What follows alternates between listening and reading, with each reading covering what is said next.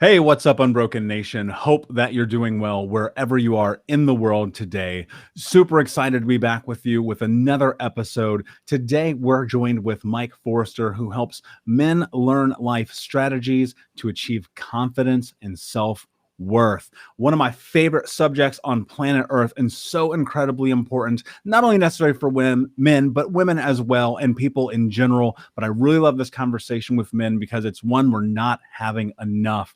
Mike, my friend, what is going on in your world today? Doing well, my friend. Appreciate you having Good. me on. Thank you.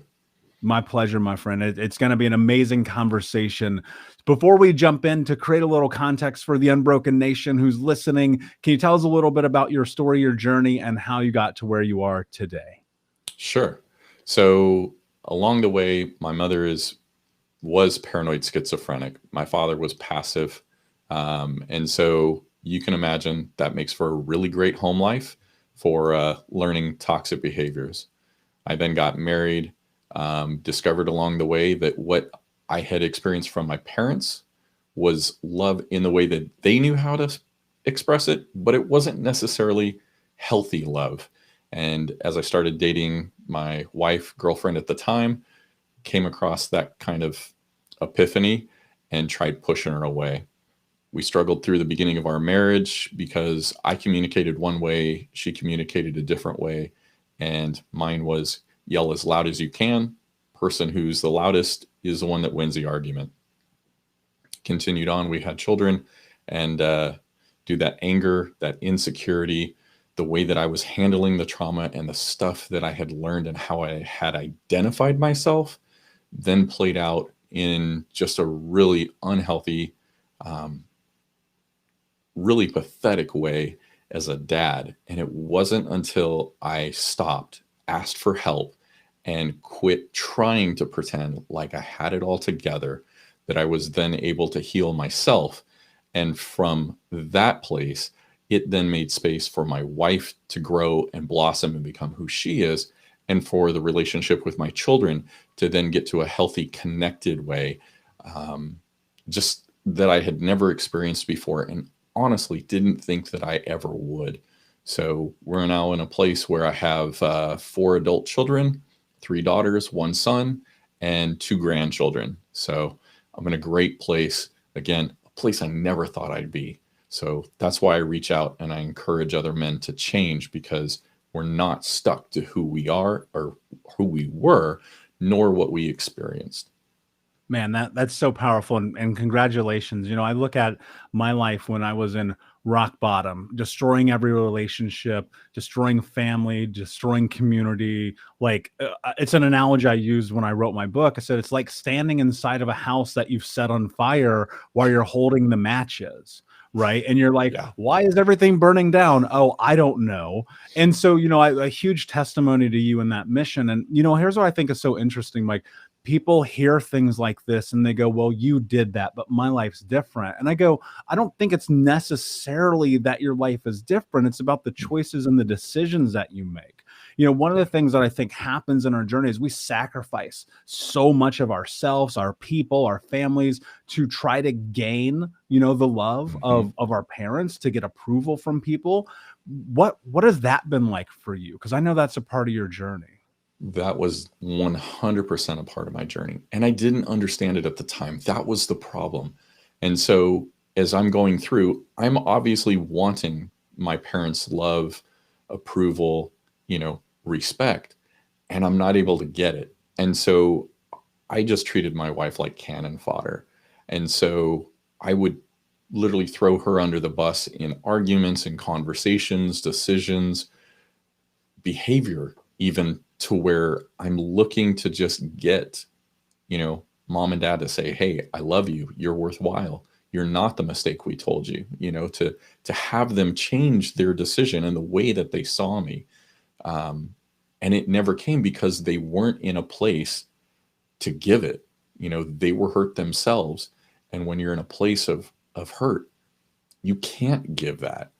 And so it was being fortunate enough to have that explained to me, to understand it and work through it, and for my wife to be forgiving, because I mean, all intents and purposes, man, she bore the brunt of me healing at a time I didn't understand I needed healing. I knew I wasn't where I wanted to be, but I didn't understand why. And so that for me is why community is so important, is the sites, somebody being able to speak into you and tell you, hey, you're sacrificing your wife, you're sacrificing yourself, you're doing this. Without that, I never would have gotten to that point where I was able to elevate and care for my wife as she deserved and needed, without trying to get my parents to approve and acknowledge me. So it took a long time, but man, it was worthwhile 100 times over. So, yeah. One of the things I think is so like literally fascinating about that concept and that journey is that thing we're vying for, we also simultaneously push away, right? It's almost like this part of ourselves where, because of the limiting beliefs that we've put into our lives as an adult, we sit here in it and it's like, I want this thing, but I don't deserve this thing. And, there's so much context to what I call the chaos of it all. How much did the way that you were talking to yourself play a role in the impact of your relationships and your family, with your wife, with your friends, and most importantly, with yourself? Dude, it was foundational. It totally guided everything I did, whether it was personal or business. It was at the driving force of everything. Understand, because my parents, said, hey, you're a mistake, we didn't intend for you, we don't want you, that sets a behavior. It also, when, like you're struggling in school, you don't find out until you're 40 years old that it's dyslexia, there's a struggle in identity there as well, because you're not fitting in at school. Continue that forward to where, I'm trying to fit in at work and I'm still struggling there. It's one of those that at that time I had a victim mindset. I thought things were always against me. Didn't matter what it was. The problem was I'm reinforcing that belief. And so when I'm seeing something happen, if it's having a negative result, that just reinforced the belief that, yes, I'm not good enough. I'm not the right guy for this. I'm not worthwhile. All those messages that we'll tell ourselves, those things were just reinforced and became like concrete in my mind. And it was so pervasive that I even poured over into my children. You're working to parent your children, and from where you're at is how you're gonna, almost lay on that pattern. I taught them how to play small, because one of my things was I was always in the belief that if something failed, that made me a failure. And so you can imagine how small I played in life. When I'm working to not fail, I never took chances. And I imprinted that belief into my children so strongly that, even today, it's something that we're working on to get them to where, give it a chance, you're just go for it, give it a try. So, it's something that's foundational, Michael. Yeah, absolutely. And I love that you've kind of switched the mindset around it, because, I find this so frequently in my own life. Fear is everywhere, man. Mm-hmm. I don't know of a moment in my life that I'm not faced with a tremendous amount of fear. Am I doing this right? Am I showing up? Am I limiting myself? Am I trying as hard as I can? Am I right? And then those are internal fears. And then there's the fears of the world. Will I be rejected? Will I be judged? Will people like it? Will they not? Will they buy it? Will they show up? That thing starts to happen. And then all the snowball effect of it. And I found that the number one way that I've been able to combat fear in my life is to do it anyway.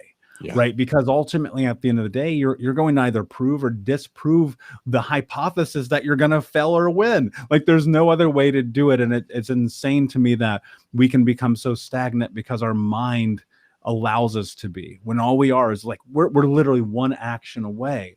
But here's what's fascinating to me about this is I look at this and I go, so much of this is a repeat of the patterns that my parents put in place.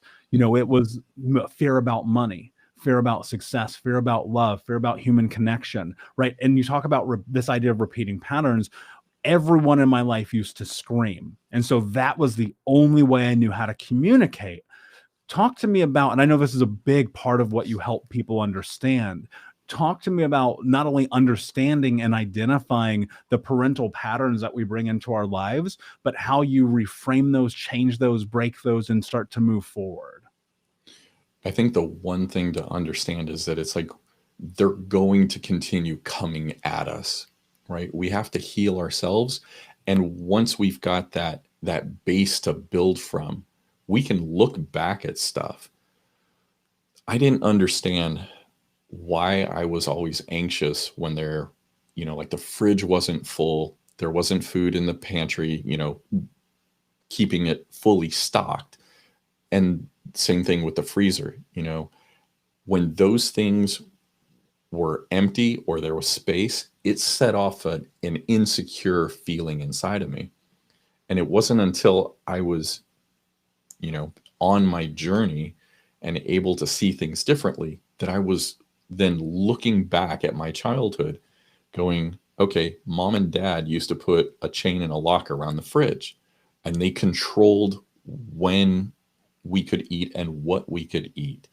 From that, it was then one of those of, I wanted to make sure that I had plenty of food. It was always accessible. Didn't matter what it was, but it just needed to be filled. The most ridiculous part of it was that I had a freezer that was full and I kept it filled for 5 years. Now, I don't know about you, but beef that's been in the freezer for 5 years is definitely not what you want to be eating or serving to anybody. But the fact that there was stuff there and that it was full, that gave me that secure feeling, that completeness. And I've had that pop up, in driving through the desert and going, why do I hate the desert? I've not lost an arm. I've not been lost in the desert. There wasn't anything really clearly or apparent problem that was there. But in looking back at it, my wife was able to help me see, hey, your dad used to say he could go into the desert with a knife. You'd never find him and he'd fully survive. Okay, right there is separation, right? Being abandoned. My mother, because she was paranoid schizophrenic and we grew up in duplexes, didn't want anybody to necessarily hear her. So she would have my dad put us all in the car, drive out to the desert, and she would berate us, just tear us up one side and down the other. Well, those are not two things that are going to nurture a great feeling. And so once I was aware of that stuff, I could then separate the events from the place and go, the desert isn't a bad place. It's, I had bad stuff happen there. And that was kind of solely placed on those people. And so I was able to be in the desert with my wife, my friends, and have a great time because I didn't have that kind of, like a hidden issue. It was separated. It was now visible and known, and I could work through it. Like even as an adult, there were times where I didn't have money. And like you talked about, I had limiting beliefs around money because my parents, displayed those really vividly. They acted it out. Well, when I was an adult and my wife and I had children, we didn't have money to pay the bills. And so it wasn't uncommon at that time to have a utility truck come around and it's, disconnecting our services. Even as an adult, dude, years later, I would see a utility truck and I would go high anxiety because I'm thinking, did I pay the bill? Didn't I pay the bill? I would run downstairs, Michael, get on the computer, check the utilities and see 9 times out of 10, it's paid or the other part is, hey, you've still got 2 weeks to go and you're good. But it was that memory, that attachment that was still playing out in my current day, that I had to just really cut the tie, be aware of it, and move on from there. Yeah, and so much, and I relate to that. I remember being in my mid-20s and borrowing money to pay my rent, right? Like, and being in this place where, this hilarious story comes to mind where talking about learned behaviors, when I saw people buy a car in my life as a kid, it was always at like a buy here, pay here place, right? Or you'd get some terrible beater car off the, side of the street or whatever. And so when I'm 18 years old, the only thing that I've ever known is go to a buy here, pay here place. And this is going to sound insane, but it's 100% true. When I'm 18 years old, because I don't know and I hadn't been educated and no one taught me, I go to a buy here, pay here place and I get a car with a 26% interest rate at 18 years old. I've never had a credit card. I've never had a loan. I knew nothing about this. And then for years, I drove that car and people were like, that's insane. I'm like, wait, there's another option. And so I think so much of this, as you're in this thing of breaking patterns and understanding behaviors, is you really, and I teach this to my clients all the time, you have to understand to get to where you want to go. You have to understand how you got to where you are. And so that those informed behaviors, those patterns, those things that happen, like they happen and they're in your life, and you have to start to make meaning of them and educate yourself around them and start to heal through them. And now I'm like, I would never get a car with 20% interest rate, 26% interest rate, right? You know what I mean? Yeah. One of the things I'm curious about, and I think would be very beneficial, especially for the Unbroken Nation today, is talk about the journey of the moment, maybe not even the moment, but the moments that led up to this place where you were like, I got to get my shit together. Because I think that a lot of us have these experiences and often don't pay attention to them until it's too late. And so what was that journey like for you? Man, great question. And it honestly was a buildup, Michael. It was from one of those of, you talked about doing what you know to do. Man, I was living that out. The problem was I wasn't satisfied. And if I'm in control of things and I'm doing so well, why am I in a place that I'm not satisfied? And for me, like that low self-worth, that lack of confidence and even respect for myself, man, that just put me in a place where asking for help was not something that came easy. So I had a whole lot of pride, but it wasn't pride as in elevating. It was pride again in playing small and playing safe. And so as I'm finally reaching that point of being fed up with it, I saw a couple of guys at work that, in seeing how they're relating with their wives and their children and they're talking about their life, it's like, that's where I want to be. So I knew the destination that I wanted to be. I just didn't know how to make the transition and get there. So I started asking them for help. And it was from that point of asking for help and taking that first step that the rest of them came easier. Not easy, but easier. And so that was where I really started asking questions, taking it in, processing it, and trying to work through the discrepancy of, this is how I've acted, this is how I should be acting and thinking, and trying to close that gap. It didn't come quickly.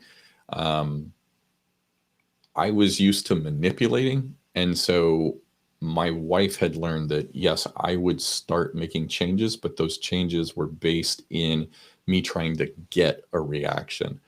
And so once I finally got to the point where I was broken and genuinely wanted to heal and get help, it then took time to go about that and have my wife and children trust that fact. They've become used to the fact Dad's going to go, he's going to have an experience, going to come back, change for a bit, and then we're right back into it. It was one of those, I became like my own worst enemy because of the way I behaved in the beginning. But Even those steps at that time still helped me to learn, um, like behaviors, thought processes, which I could pull from later. I just wasn't doing it in the best way. Case in point, I listened to a podcast. The guy that was speaking was like, I get away with my wife for 4 days. We go on a retreat. I ask her these 10 questions and we just have an amazing time. Who doesn't want that? That's absolutely what I want. But the problem in the way it played out was we got away. I asked her these questions. Keep in mind, I'm still insecure about myself and about our relationship and everything around me. When she starts trusting to give honest answers, I'm defending myself. I'm saying, yeah, but this. So in the process, I'm discrediting what she's sharing and saying, no, that doesn't matter. That is not how you build trust. Fortunately, she understood that. I kept working on it. And from that, that's now a pattern that, we play into. And I'm not at the point anymore where, hey, that's not true. That's invalid. I understand what she says. It still doesn't always, it's not always comfortable, but what she shares is her perspective. And I need that in a relationship. Yeah, I mean that's so powerful. And we could dive into all of that so much depth. A couple of things come to mind. One is recognizing and understanding that sometimes we are manipulative. And sometimes that's ingrained in us, right? I Mm-hmm. remember learning how to be manipulative from a very young age. It became a defensive mechanism. It became safety. This is something I don't think people talk about. They look at people with behaviors who are in this fashion and they say, oh, they're a narcissist, right? And I go, maybe, but maybe also it was this inherent trait that was groomed and grown in them so that they could survive not only in their home, but in society, that then carried over, that no longer served them, that became the way that they communicate. That's what I think is really interesting about this, Mike, because I remember these times of being a kid watching my mother, my stepfather manipulate me, my siblings, and situations and scenarios that we were in. And then me in return doing that as safety and survival. I became an amazing liar, dude, like the best of all time. Like I probably top 10 all time. And that helped me be in this position where it was survival in the streets. It was survival when I was selling drugs. It was survival in school. And then it served me until it didn't. And that's the thing I think people miss out on, is that you come to this recognition where you're looking at your life and you're going, oh my God, I'm trying to control everything. I'm trying to manipulate everything. I'm trying to step into this in a way that gives me safety, gives me the parameter to have security, even though, like, here's what's really fucked up about it. Like it's not right, but it's so ingrained in you that you can't remove yourself from it until you start to heal around it. Right. Mm-hmm. And so I really appreciate you bringing that up. The other part of it that I think is really fascinating that I would love for you to go a little deeper into is talking about giving yourself grace to allow the thoughts and emotions that your wife had to Mm-hmm. be that and not control it, because that to me is singularly one of the most difficult things in the healing journey, to recognize that other people's truths are not in your control. Yeah. And for me, that was probably one of the hardest things, was like giving myself grace, giving myself forgiveness. It's still something that I'm continuing to work on. The thing is, I had created this pattern, the way I behaved.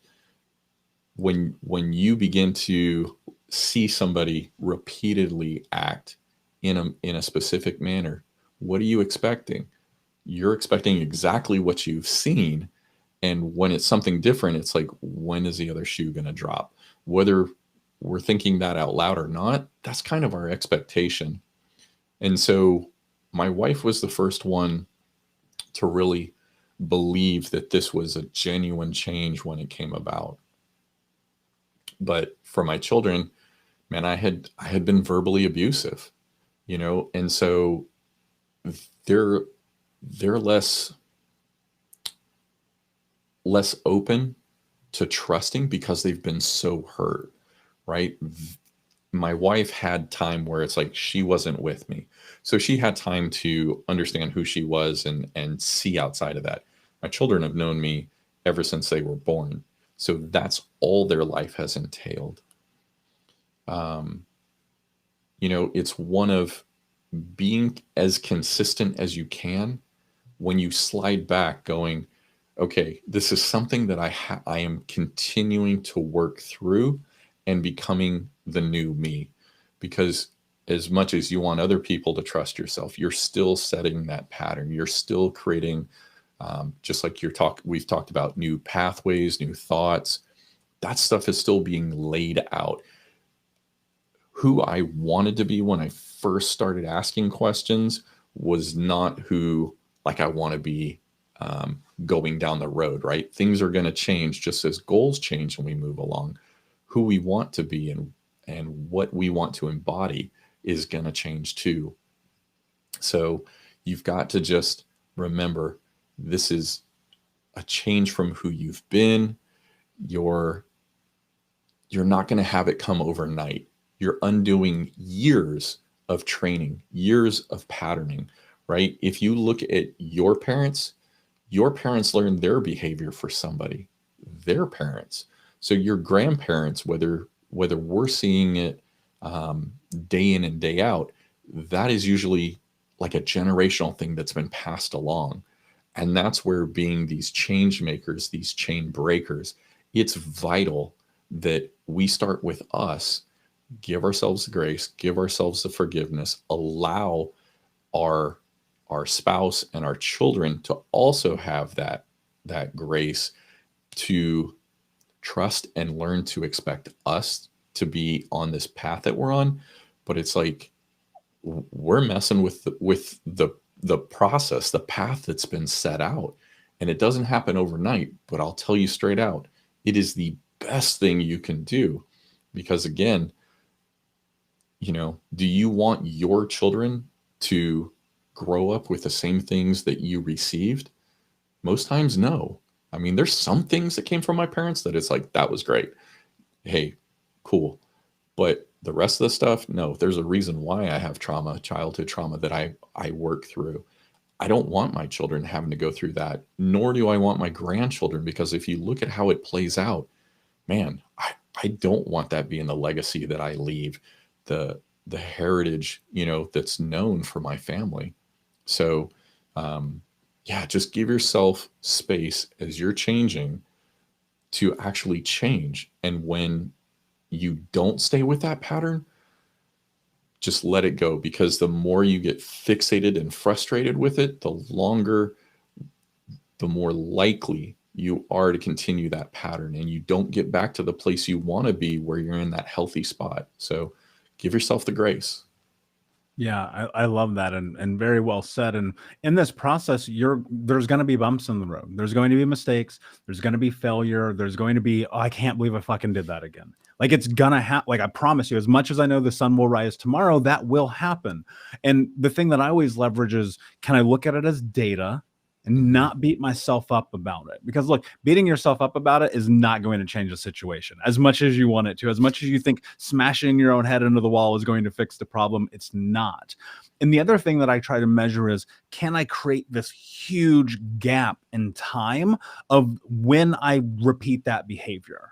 Because I think that becomes a really interesting measurement. Not necessarily like I'm counting the days, but I'm going, it's been 7 months since I did that thing. Okay, now can I make it 7 years, right? I think change is an evolution, right? But in that process, people always say, well, 2 steps forward, 1 step back. I think it's just inevitable. It's a part of this journey. Mike, I think one of the things fascinating in this is, like, as being a man, is looking at the social construct of what it means to be a man, to have a manhood that is engulfed in trauma, and try to figure out like who you are and how you're supposed to be. What do you, and I don't think I've ever asked anyone this question before, but I'm really curious. And so if it catches you off guard, I understand why. What does it actually mean to you to be a man? That is a multifaceted question, my friend, because it's not just like one area. Like I can't just say, hey, I've got to be machismo and, stand in this space.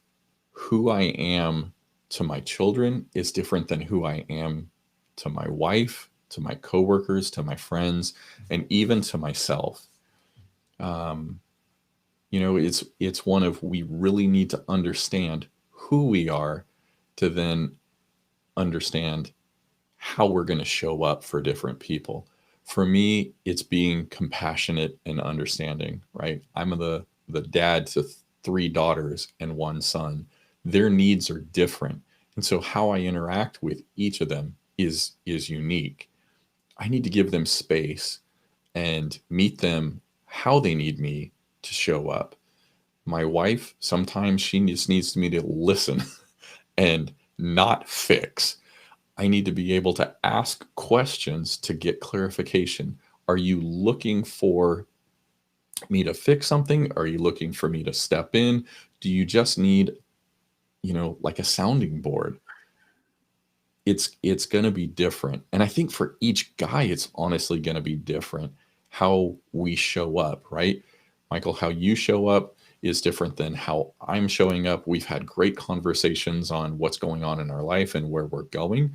And I think that's a uniqueness that we can bring. Like, I don't come from the side of trying to, I protect my wife and family, but I don't bring that overbearing, like that negative side of it anymore. You can have a behavior or like an aspect that you can carry positive or negative. I was wanting to protect my family, but in anger, it doesn't play out. From love, I can do it a different way and show up to still allow them to grow and be them and come alongside of them. But as far as being a man, it's oftentimes just stepping into stuff that's uncomfortable and admitting it and walking that journey. It's like I come with love, I come with compassion, I come with as much strength as I can, and the courage to just try it. And I think that's a big piece is, showing up with courage, even when we don't know the answer, but being vulnerable enough to say, hey, I don't know exactly how this is going to go, but if you're willing to go through this with me, then let's go for it. And I don't think anybody's honestly expecting us to have all the answers, because that kind of takes it away, where it's like, why don't I measure up to you? So being genuine, authentic, vulnerable, I think is something we as guys need to do more, but from a place of love, from a place of strength, not overbearing or controlling, manipulative like I was before. Yeah, I have a lot of appreciation for that. I think about often this idea that we measure ourselves up against other people, and the only thing I ever try to measure myself against is myself. And that's played huge dividends in my life. And that doesn't mean I don't have markers of people who are like a step ahead of me and I go, cool, they did it. That may be the way that I go. And then I'll find out, that wasn't it. But the societal idea of like a man means you got to watch the game and have a lot of sex with strange women and drink beer. I'm like, is that true? Is that true? What does that really mean? And so creating this social change in your own life first by proxy will impact the world, because I'm with you, man. Like, love is this interesting concept to me, right? Because I look at it, I go, when I was a child, non-existent. Whatever that word was, I have no idea what the fuck that meant. You would hear it, you would see it on movies. I'd be like, oh, that love is this or that. And then you kind of go, oh, wait, I have no idea. And as an adult, it's like, how do I cultivate that?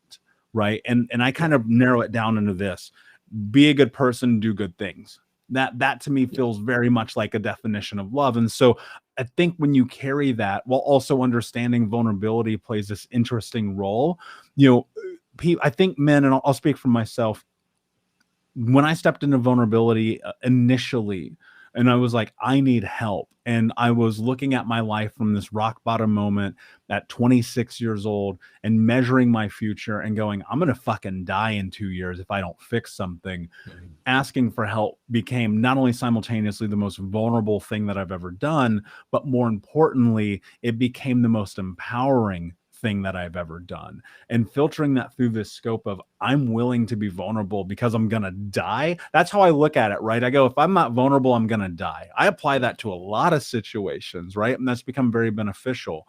What if any tool, because I think I want to try to, I don't think I know, I want to try to make this a little bit more practical for people listening, men, women, however you identify, I don't think it matters.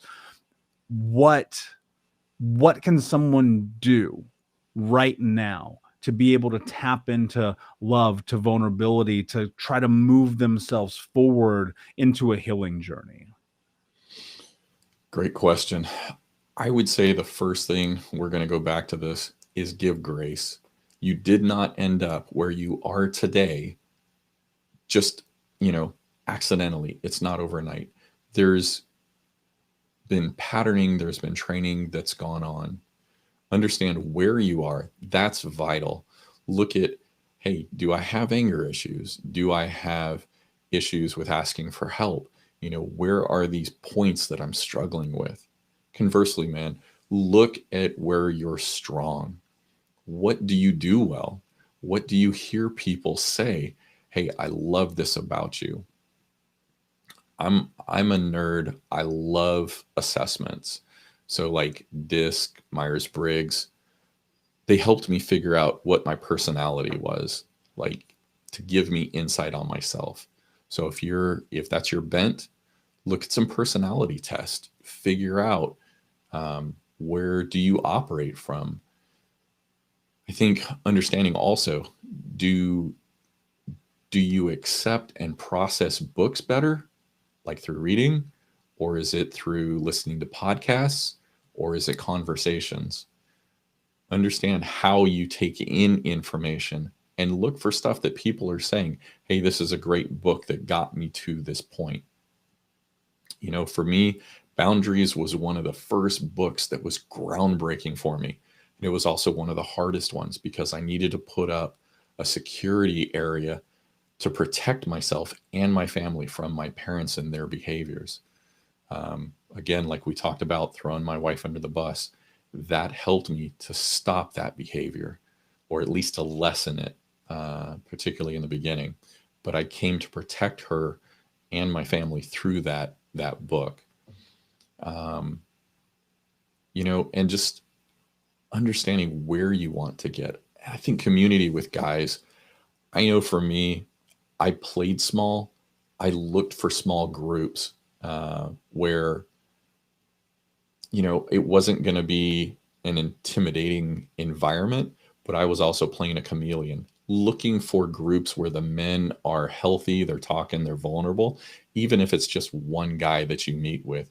Find somebody who's in a different place in the road down from where you are, that's where you want to get to, that can give you input. And then I think one of the hardest things to do is to be quiet and just take notes, listen, whatever you need to do, hear what that person has to say, because often our perspective is skewed and we need somebody on the outside to tell us that, to give us that perspective without the taint from our parents and the trauma that we've gone through. So, but yeah, give yourself grace. I mean, you're learning and discovering who you are, and it's going to be a process. It's not going to happen just overnight. Getting to where we are didn't happen overnight. So give yourself the time. Yeah, I love that. I love it. And I say often, I believe, and I don't think there's any way to really prove this, but I believe it takes you as long to get healthy as it did for you to be unhealthy. And so, I look at my journey, I go, shit, man, I got like another 40 years to go. Right. And so, it is very much about grace. It's about patience. It's about allotting yourself the space to know you're going to make mistakes, to connect with other human beings, and to ultimately just trust that you're making the right decisions. Mike, this has been an incredible conversation, my friend, and I would love to go deeper, but for the sake of time, before I ask you my last question, can you tell everyone where they can find you? Definitely. And thank you for having me. So the best place to find me is at hicoachmike.com, HICOACHMIKE.com. And you can find me at Hi Coach Mike on Instagram and Facebook. And if you like what you're hearing, you can also find me on my podcast, Living Fearless Today, where you can find other men who are going through the same journey you might be going through that you can relate with. And Michael and I have like the same heart, the same desire to see people healed, because we don't want to see this pattern continued. So powerful, my friend. And thank you so much for being here. Mike, my last question, what does it mean to you to be unbroken? To be unbroken means to keep putting my foot forward for the next step, to have the courage, the confidence, the strength, not to be like, hey, I've fully got this, but to be, I'm open to continuing moving forward, to continue doing my best. And from that, you're going to find that you encourage the people around you. For me, as I imperfectly do stuff, it, again, like I talked about earlier, gives my children space and almost like a permission to try their best and to move forward, instead of being afraid of, that failing, making them a failure. So for me, it's just continuing to move forward the best I can. Powerful, my friend. Thank you so much for being here. Unbroken Nation, thank you for listening. Please, as usual, like, subscribe, leave a review, tell a friend. And until next time, my friends, be unbroken. I'll see ya.